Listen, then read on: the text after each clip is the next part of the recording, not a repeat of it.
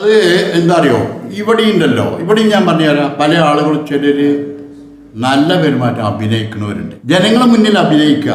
എൻ്റെ വീട്ടിലൊക്കെ ഞാൻ നല്ല ആളാണ് നല്ലതില്ല.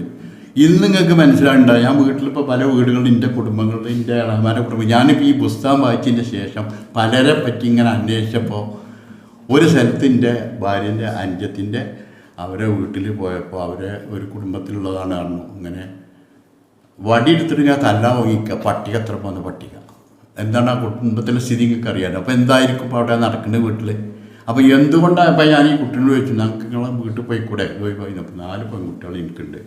എനിക്ക് എൻ്റെ താഴെ മേലേറ്റ് ഒക്കെ 3 കുട്ടികൾ 2 കുട്ടികൾ. എൻ്റെ വാപ്പാക്കല്ലേ തന്നെ കൂലിപ്പണ്ടിത്താണ് ജീവിക്കുന്നത്. അവിടെ പോയിട്ടുണ്ടെങ്കിൽ ഇതും പോവും, ഇയാൾ വേറെ കല്യാണം കഴിക്കും ചെയ്യും. കുറച്ച് വടി അയാളെ തല്ലു കൊണ്ടാലും വേണ്ട. അയാളെ ഉപദേശിച്ച് എന്തെങ്കിലും ചെയ്യാൻ പറ്റുമോ വെച്ചപ്പോൾ ഞാൻ ഈ പുസ്തകത്തിലുള്ളതൊക്കെ കണ്ടിട്ട് കുറച്ചൊക്കെ പറഞ്ഞ് അവനെ മനസ്സിലാക്കി. അപ്പം അവനോട് ഞാൻ പറഞ്ഞു, ഇതിങ്ങനെ പോയിട്ടുണ്ടെങ്കിൽ എന്താ നിൻ്റെ സ്ഥിതിയൊക്കെ പറഞ്ഞപ്പോൾ ഇപ്പം ഞാൻ പറഞ്ഞുതരാം. ഇതിപ്പോൾ പഠിത്തമുള്ളപ്പോൾ നമ്മളെ ഈ പുസ്തകമൊക്കെ കിട്ടിയത്, ഞാൻ പുസ്തകത്തിൽ ആ ഫസ്റ്റിലെ പേജിലൊക്കെ അവനോട് അവൻ്റെ വാട്സപ്പിൽ ഇട്ട് കൊടുത്തിട്ട് അവങ്ങനെയൊക്കെ വായിച്ചതിന് ശേഷം ഇപ്പോൾ കുറച്ച് നല്ല തീരുപ്പോണ്ട്. അപ്പോൾ നിങ്ങൾ ആലോചിച്ച് നോക്കി, എത്ര കാലമായി കുട്ടി തല്ലുകൊള്ളും. എത്ര ഇപ്പോൾ വട്ടികൻ്റെ വലിപ്പം പറയുന്നത്.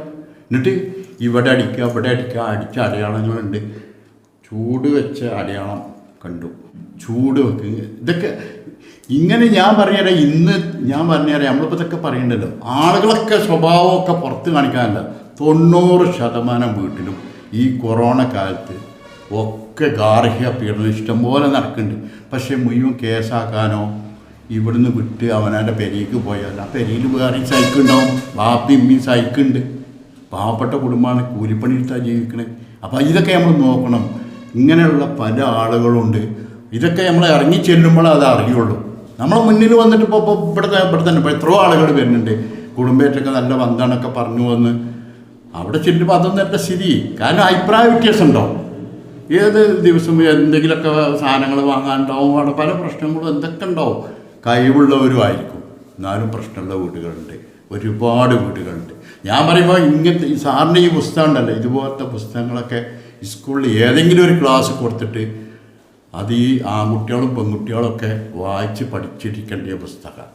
ഇത് പഠിച്ചെടുത്തിട്ട് അല്ലേ ഒരു സ്കൂളിൽ നിന്ന് തന്നെ തുടങ്ങുകയാണ്. ഇതിന് ഒരു പരിധി വരെ കുറയും, പരിധി വരെ മാറ്റിയെടുക്കാൻ കഴിയും.